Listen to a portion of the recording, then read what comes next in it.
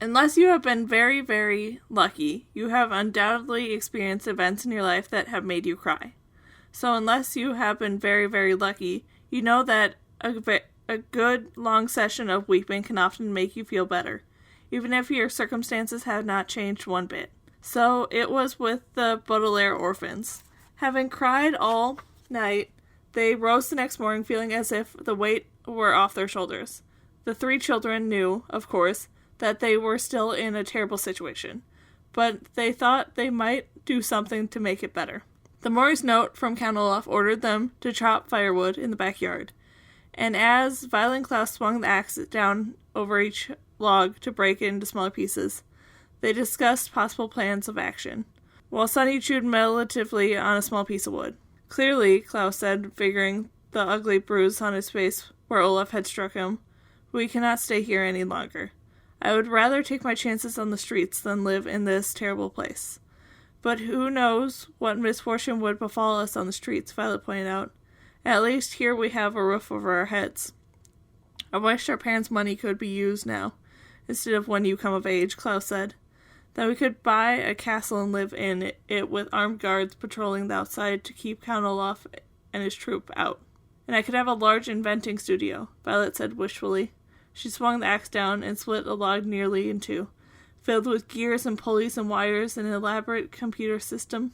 And I could have the largest library, Klaus said. As comfortable as Justice Strauss's, but more enormous. Gibbo, Sonny shrieked, with an apparent demean, and I could have lots of things to bite. But in the meantime, Violet said, we have to do something about our predicament. Perhaps Justice Strauss could adopt us, Klaus said.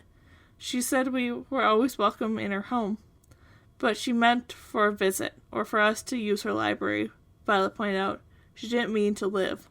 Perhaps if we explained our situation to her, she would agree to adopt us, Klaus said hopefully.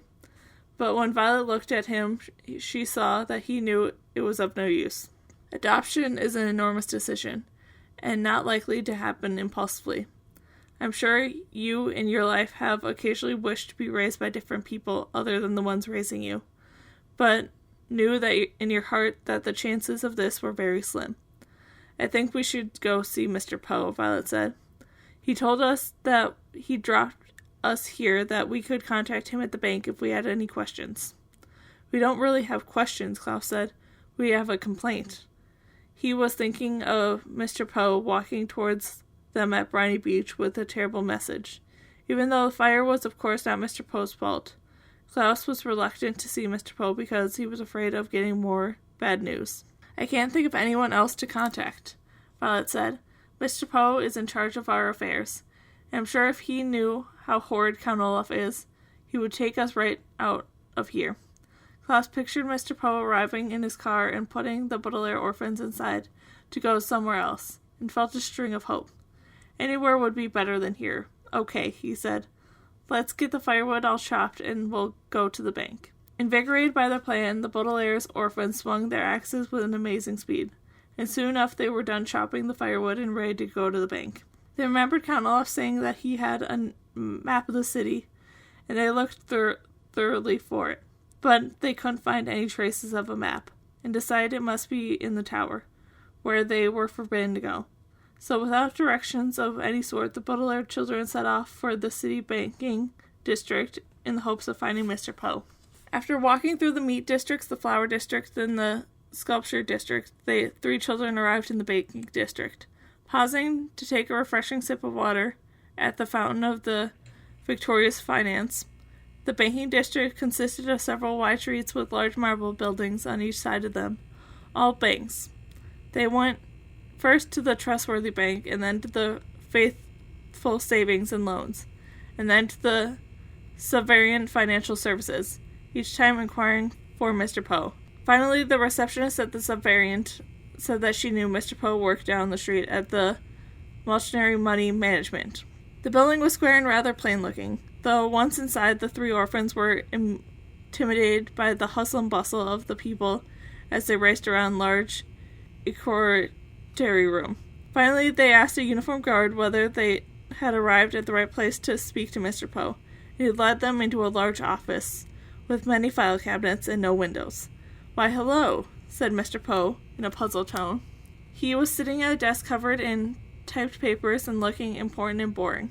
Surrounding a small framed photograph of his wife and 2 beastly sons, and their 3 telephones were flashing lights. "Please come in. Thank you," said Klaus, shaking Mr. Poe's hand. The Baudelaire youngster sat down in 3 large, comfortable chairs. Mr. Poe opened his mouth to speak, but had to cough into his handkerchief before he could begin. "I'm very busy today," he said finally, "so I don't have much time to chat. Next time you should call ahead of time when you plan on being in the neighborhood, and I will put some time aside to take you to lunch." "That would be very pleasant," Violet said. "And we're sorry, but we didn't contact you before we stopped by. But we find ourselves in an urgent situation."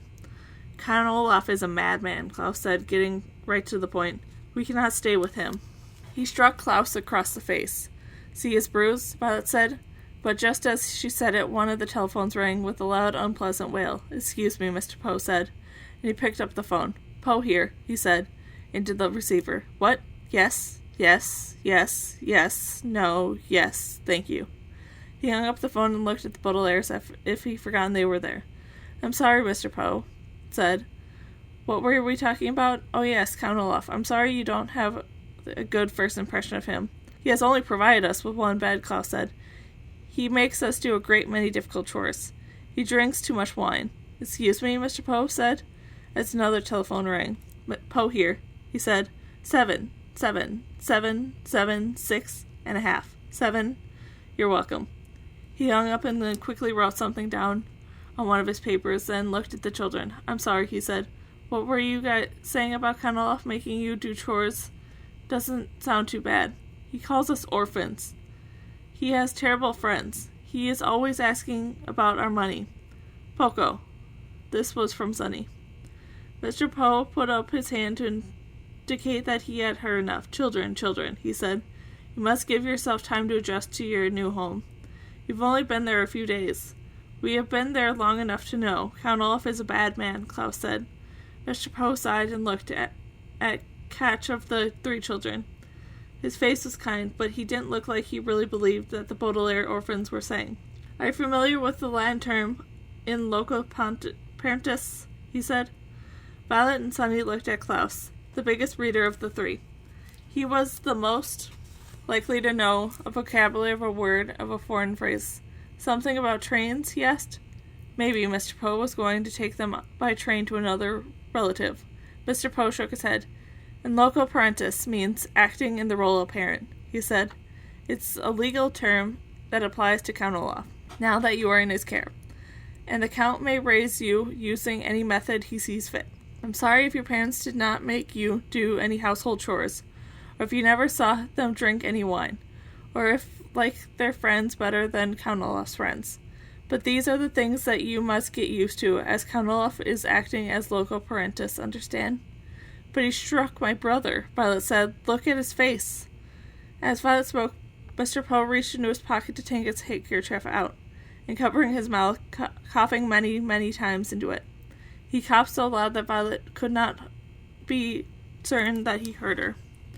"Wherever Count Olaf has done," Mr. Poe said, glancing down at his papers and circling a number, "he is acted in loco parentis, and there is nothing I can do about it.